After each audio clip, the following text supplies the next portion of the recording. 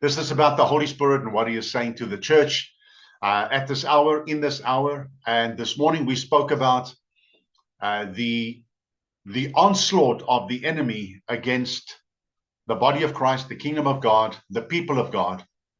And now today you all saw what happened in Bondi, where madmen, it's what they were because they were influenced by Satan himself, went on a rampage just shooting people, God's people.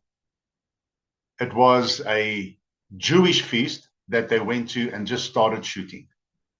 Can you see what is being manifested in the natural realm of what's already happened in the spiritual realm? We spoke about it this morning, and that happened today. This morning, so if you can get your hands on that message, it's going to go out when Elisma has done it. We'll send it out. It will go into all the groups. Then listen to the message this morning of the spiritual warfare we are in right now, of the fight that we are in, right in the middle of it right now. Because the biggest wars that have ever been fought in the history of mankind has been religious wars. Most of them have started there. And this is what we are seeing. And it's in the season, it's the high season, where God releases light and life for people to be drawn in.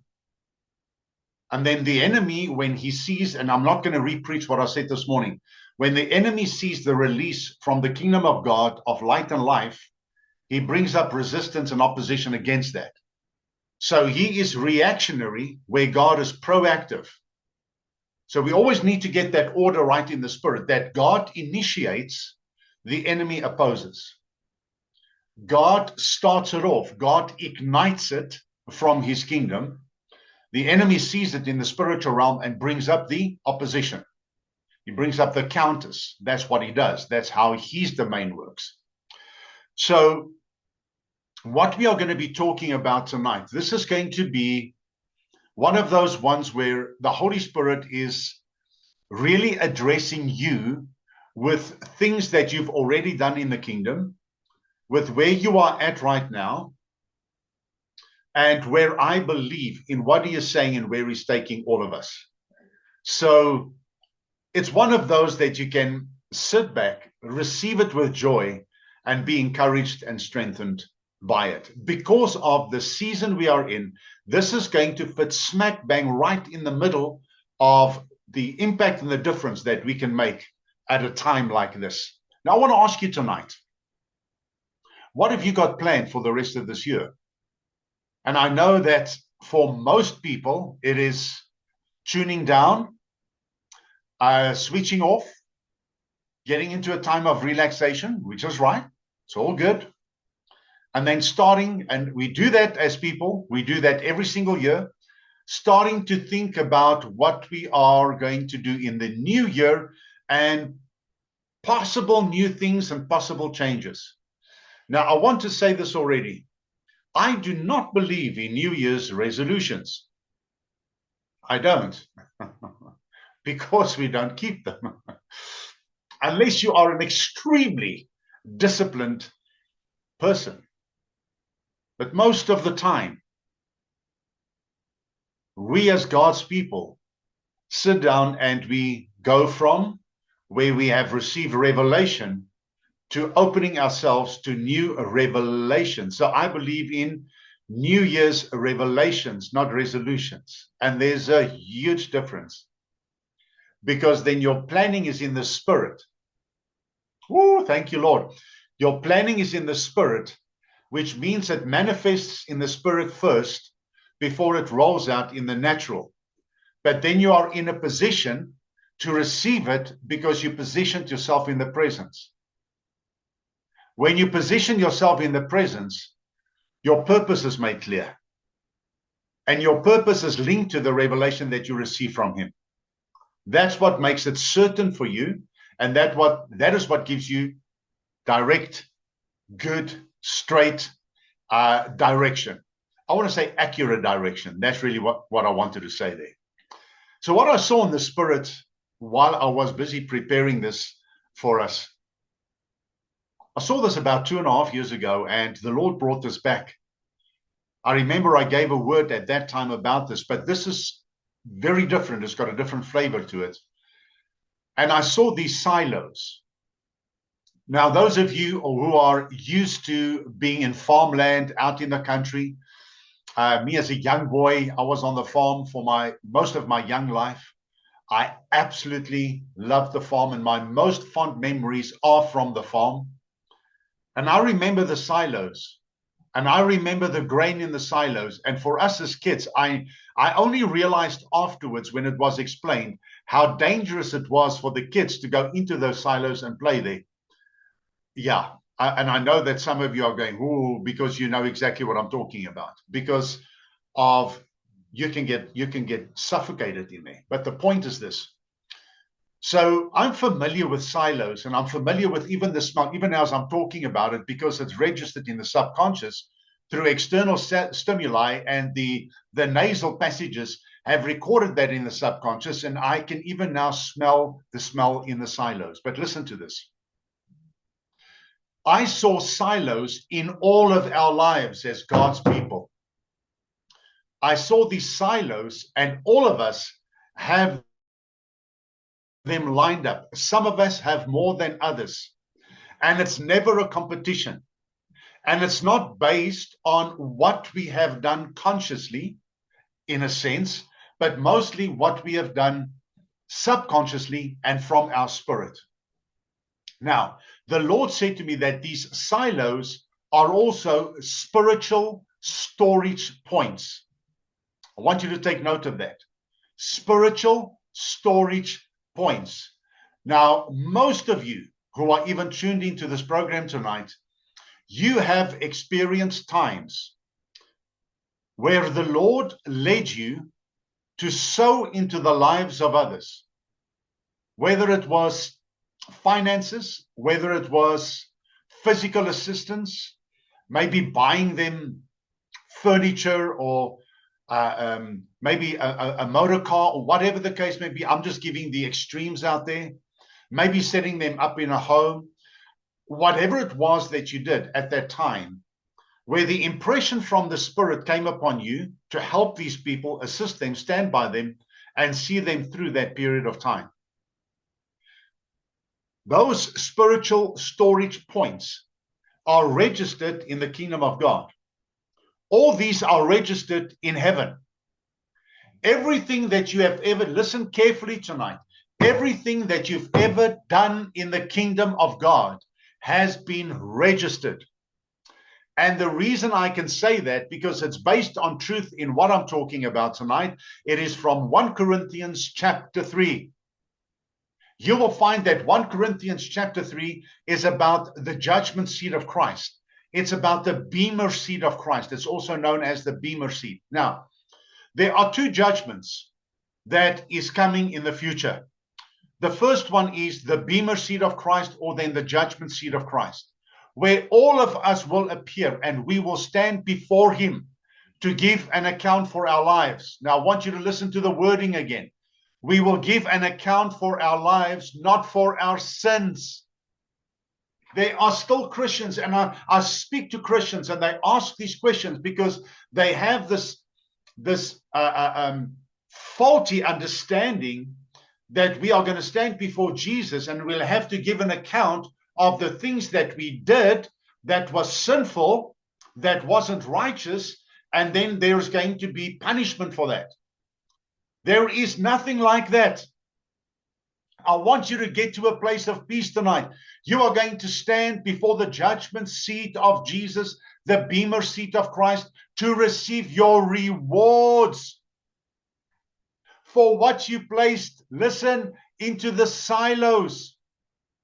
Because those are spiritual points. Those are spiritual storage points. Whatever you have sown into the kingdom, in the kingdom, into people's lives. Now listen to this. Things that you have sown into people's lives that were not even in the kingdom of God. They were not even Christian. But because you gave from your heart and you assisted the lives of others, all of those count. It's rewarded, because those are the good works that the word speaks about. And you know what excites me? Is when we do it because we love people and we love to do it, and not because we want to ask the question of what is in it for me. The moment you have that kind of attitude, let's call it that, the moment you have that attitude, in Afrikaans sê ons, die oomblik wat jy daai uitgangspunt het, dan beteken daai saadjies wat jy saai absoluut niks. Do you remember the widow with the 2 mites, where Jesus was sitting against the pillar in the temple, next to the offering basket? I wonder what will happen if that happens in a church today, where Jesus was sitting next to the place where they put in their offerings. You know the story. And the widow came past and she put in her 2 mites. Jesus saw it and he said, this woman has given more than the rest because she gave it from her heart. You remember that? Beautiful story. And have you also found that many times it's the people who do not really have much in their lives? They also actually need to receive. And those people are so generous in giving. I'm saying to you that they have many silos. They have many spiritual storage points. And those silos are busy filling up.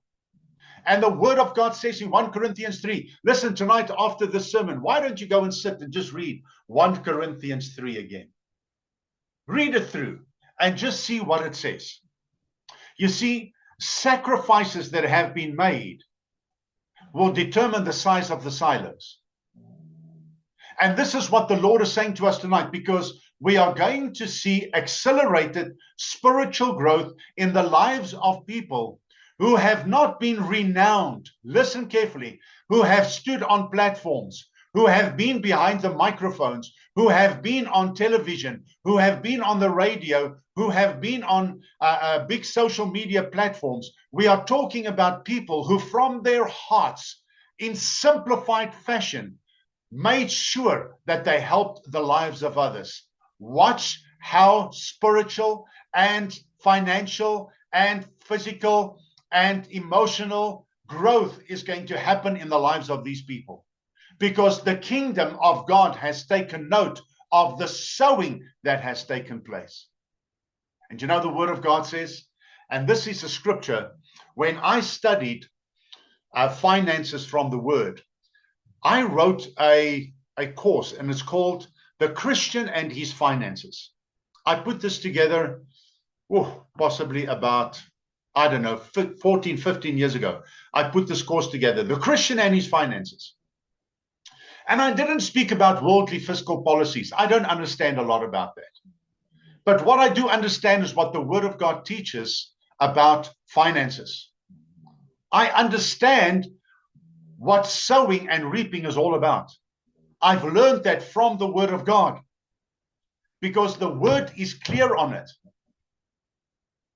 The Word gives us clear instructions, and many of us have sown in dry seasons where it didn't look like anything was going to happen. Do you remember a story in Genesis 26? If you've got your Bible, you can turn there very quickly, but I'm going to give you a bit of background. In Genesis chapter 26, verse 1 says, there was a famine in the land, other than the former famine that was in the days of Abraham. And Isaac went to Gerar, to Abimelech, king of the Philistines. Now, here is a story of Isaac that goes into this place where God gave him instruction to go to. And the Lord tells us here, what were the conditions? There was a famine on top of a famine. So I call that double dust.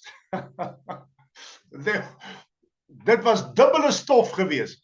You can imagine, and I have this picture in my mind. I've got this vivid imagination. And I can see them walking, and it's like, you know, that fine dust that kind of sticks to everything. I can kind of see that, of how they are walking, and these puffs of dust just fly up and everything is full of dust. And then God says to him, watch this. God gives him a promise. He says in verse 4, I will make your descendants to multiply as the stars of the heavens. And I will give to you the posterity of all of these lands, these kingdoms. And by your offspring, listen, by your offspring shall all the nations of the earth be blessed. Or by him, and it's talking about God, by him, it's in capital letters, or by him bless themselves. That principle I'm going to be teaching on because it is what I call a power principle. When you have a power principle in the Word of God, it is a principle that has many other attachments to it. And when a principle has many other attachments to it, it's a solidified pivotal point. Now, I want to explain this because some of you will not know what I'm talking about because I've shared this before in the prophetic services. What a pivotal point is, it's like a kingdom principle, and many other principles are attached to this particular pillar. And it works in a 360-degree radius. Now, those of you who operate strongly in the Spirit will know what I'm talking about. So you have a kingdom principle, which becomes a pivotal point. Then all of these other revelations that you receive are connected to that pillar. And it gets extended and it gets multiplied 360 degrees around this pivotal point. But you don't only have one. You have these pivotal points in the Spirit. And they multiply, listen, they multiply the more you operate in the revelations that you receive from the throne of God, the more these pivotal points start multiplying in your life. That is where spiritual growth takes place. And that is why there are people in the kingdom of God who are way more advanced than others. It's not because God gives them preferential treatment. It's simply because they act on the revelations that they receive from the throne of God. Are we getting this tonight? This is very important. That's why you'll find in some Christians' lives, this is unfortunately a reality. They maybe have one of those pivotal point pillars, and they have a couple of revelations, but they stay there. They don't expand on that. Well, you may ask, JP, but how do I expand on that? You have to expound on what you already know. Come on now. Which means revelation that you receive, every revelation you receive from the heart of the Father is going to be tested against the domain of darkness and the world system. Guaranteed. Guaranteed. Enige openbaring wat jy ontvang van die troonkamer af, gaan getoets word teen die vyand se stelsel en die wêreldstelsel. Why? Because God allows that so that the authenticity of the revelation that you've received from the throne is solidified on your pivotal point pillar. Dis hoe dit werk. So, that's why you'll find that the deeper people in the kingdom of God, they have all of these pillars, these pivotal points, these spiritual growth points, and all of them are busy growing and expanding. And you can sit with them and you can hear and listen to them when they speak. They are usually not very loud and arrogant because wisdom doesn't have to shout or prove itself. These are people, when you sit with them, when you look at the time, the day is gone because revelation was shared, and revelation always builds upon revelation. We have thought that spiritual growth just takes place by going to a church fellowship on a Sunday, and I'm not being cynical. church fellowship on a Sunday morning. Dis my boodskap vir die week, ek is sharp. It can never work like that. It was never designed to work like that.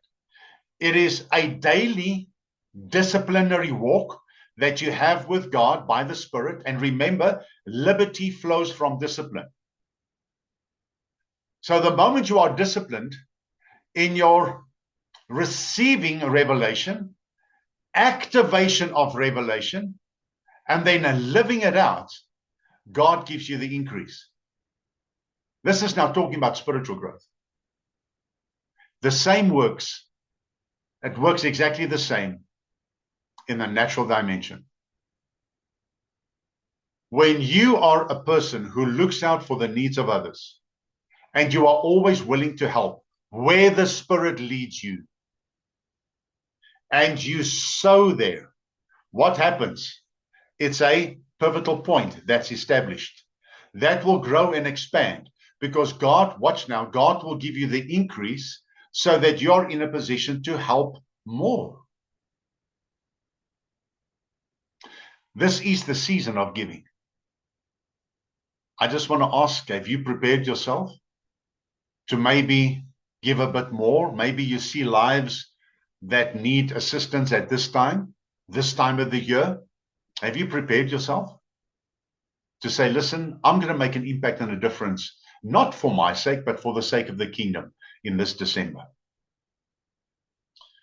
So many have sown in dry seasons, but they're going to reap at harvest time. We were in Isaiah, I nearly said Isaiah, Genesis chapter 26. Then Isaac, in a land where you've got dust upon dust, double dust, Isaac went and he sowed seed in that land. Any farmer will tell you it's an act of insanity.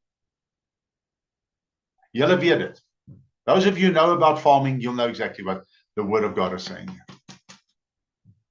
To sow into double dust is an act of insanity in the natural realm. But we're not dealing with the natural realm here.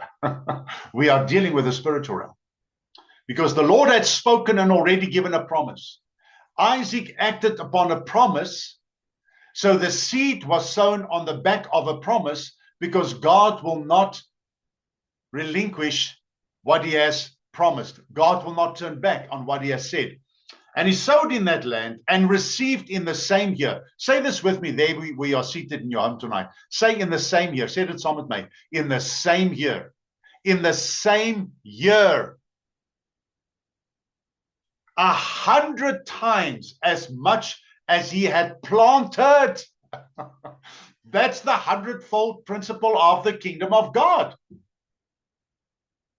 And the Lord favored him with blessings.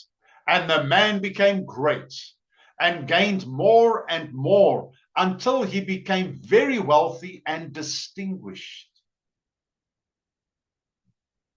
He owned flocks, herds, and a great supply of servants. And the domain of darkness celebrated, and they were so happy for him. You must know at times I'm silly like that. Because that's, of course, not what the Bible says. Look what happens. Die oomblik wat hy geseën word. The moment he gets blessed upon blessing, because he sowed seed in dust upon dust. He owned flocks, herds, great supply of servants, and the Philistines envied him. The moment you come in on a kingdom principle and it's activated in your life from the power of the Holy Spirit based on the revelation you received, increase is going to come because God cannot turn back on his word. His word is true. And his word is going to do for you what it says it would do for you. But guess who gets envious about your spiritual, emotional, physical, social, whatever prosperity? The domain of darkness. They cannot handle it. You see, because we've sown in these dry seasons, many of us, we are going to reap at harvest time. The law of first mention. Law of first mention means it's something that's mentioned in the book of Genesis, right at the outset, after the beginning began. And God set about laws, and he put it in motion. And the one is, whatever you sow into the soil, you are going to reap from that seed. That's the way it works. What you put in the soil, that is what's going to come out. It's the law of first mention, and it still operates today. There's a simplicity in sowing. Do you know what the sower, the person who loves to help others and give to others, is the person who says, not what's in it for me, what's in it for them. Hoe kan ek hulle help? How can I stand with them? Then the Lord, when I was busy putting this all down, the Holy Spirit took me on a turn. I was busy with all of this, and I was getting so excited and couldn't wait to share it with you. And then he brought up just this out of the blue, children workers. Those of you who have worked with children, maybe in your younger days, maybe just a short while ago, maybe even now, there's a special word for the children workers that God is giving tonight. The teachers, the daycare teachers and caregivers that takes care of the children and so forth. I wrote it down as the Spirit gave it. Heaven has a record of your input in transforming the lives of little ones. You helped to shape the lives of little disciples. You never realized at times how your discipline that you brought into their lives, the instructions that you gave, the direction that you put them into, you actually developed little disciples. Your input into the lives of others, without counting the cost, has filled your silos. Woo! Yeah, I'm actually, I went cold now from top to bottom. That's when I know it's the anointing of the Holy Spirit that just came upon what I just said. So I'm going to repeat it. Your input into the lives of others, especially children, without counting the cost, has filled your silos. Your day of reaping is coming. Because you put in the time, you put in hours upon hours upon hours, you've sacrificed your personal life, you've sacrificed even finances. There were times that you even sowed finances into those little lives, going the extra mile, putting fuel in your car to get to that child or two children, whatever the case may be. The Lord has brought favor to your life because of that. I want to tell you just the last testimony, and I see our time is basically up, but I want you to go to 1 Corinthians chapter 3. We spoke about it just now. I'm going to lift out a couple of verses there. While you're busy turning there, 1 Corinthians, the 3rd chapter. Please go there.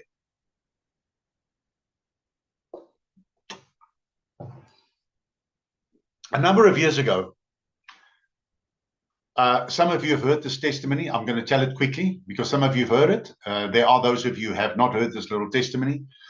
I was sitting at home, minding my own business, being the best little boy I know how to be, not bothering anybody. I always say that just to bring in the entrance to the story.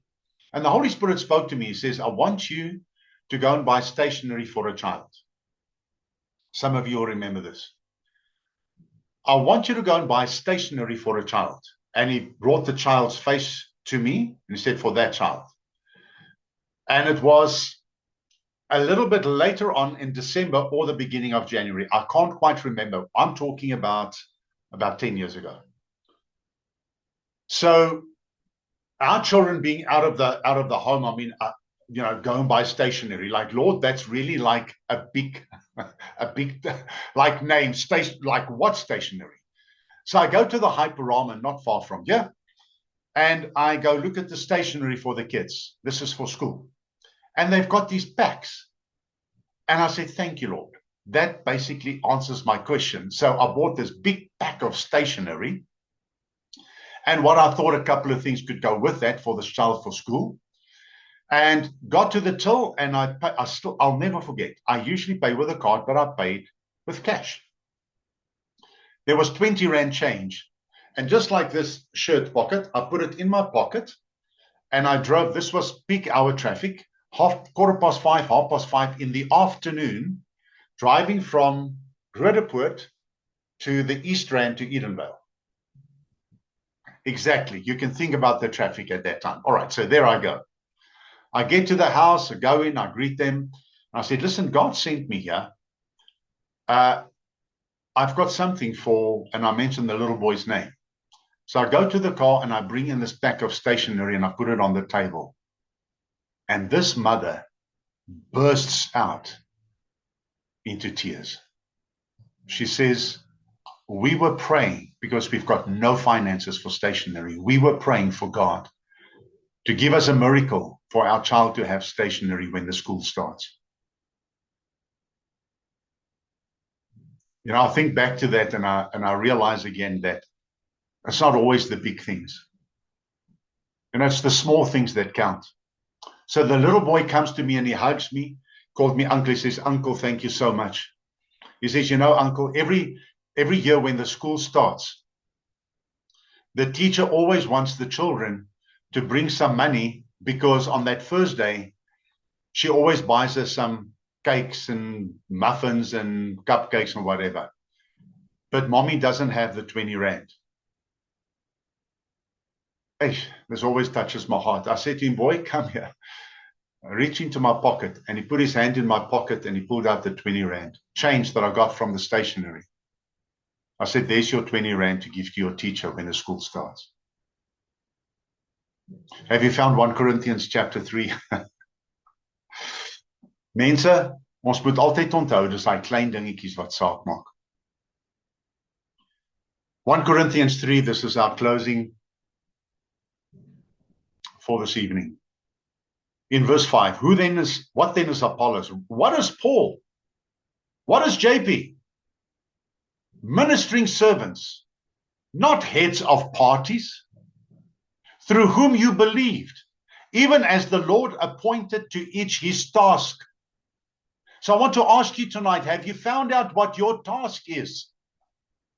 That's priority. Wat is dit wat God jou geroep het om te doen?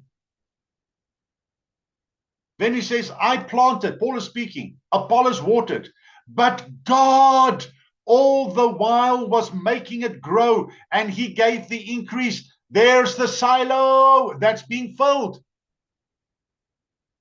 So neither he who plants is anything, nor he who waters, but only God who makes it grow and become greater. Hallelujah. It's not up to you how big that thing grows. It's up to the kingdom of God. He who plants and he who waters are equal, one in aim of the same importance and esteem. Yet each shall receive his own reward, his wages, according to his own labor. For we are fellow workmen, joint promoters, laborers together with and for God. Come on now. God works with you in your giving. You are God's garden and vineyard and field under cultivation. You are God's building. There's a whole teaching in one of the courses that I do on those 4 points. According to the grace, the special endowment for my task of God that he bestowed upon me, like a skillful architect and master builder, I laid the foundation, and now somebody else is building on it. But let each man be careful how he builds on it. For no other foundation can anyone lay than that which has already been laid, and that is Jesus Christ the Messiah, the Anointed One. So you know what's awesome? Your fondasie is klaar gelê. It's klaar reg. The foundation has been set. It's him. And we build on that. And how many of you know that whatever you build on that foundation is going to be successful? It's going to produce a harvest upon a harvest upon a harvest. How many of you are ready for your harvest? How many of you are ready? Father, I pray tonight in the mighty name of Jesus for each one, Father, with situations, circumstances that seem impossible. Tonight, Father, I thank you in the name of Jesus that supernatural release of supply is going to come to God's people. Miracles that are going to manifest in our lives is going to be because we trust you implicitly. Our eyes are not on the world. Our eyes are focused on you. And we are going to see how great and awesome our God is in this season. Father, point out to us where the points are that we need to go and sow. Either our time, our ministry, our finances, as physical help, Father, groceries, whatever it is. Show us where we can go and help and assist people. Show us where we can help to alleviate the stress in others, because we know when we sow there, Father, that our silos are being filled. Father, I thank you tonight in Jesus' name. I thank you that ministry is being released in the hearts of God's people. Father, those who have been waiting, anticipating, operating in revelation that they've received, thank you for expanding their pivotal points of revelation output. Thank you, Father, whatever we receive, as far as revelation is concerned, we are responsible for.